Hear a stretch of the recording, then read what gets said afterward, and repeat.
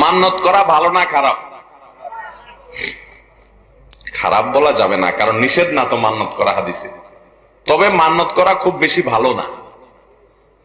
মান্নত করা মানে হলো আল্লাহ আমার অমুক কাজটা হলে আমি এটা করে দিব, এই না?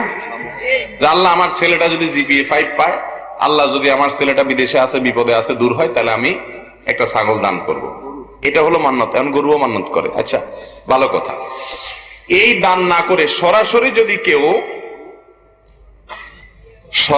যদি কেউ দান করে সেটা উত্তম। আগে দান করেন, এরপরে বলেন আল্লাহ দান করলে মুসিবত দূর হয়, আমি দান করলাম, আল্লাহ আপনি মুসিবত দূর করে দেন। এটা হলো সুন্নাত এবং সঠিক নিয়ম। আর বখিল মানুষের কাম হলো, হাদিসে আসছে ইন্নামা ইউস্তাখরাজু মিনাল বখিল, মান্নতের মাধ্যমে বখিলের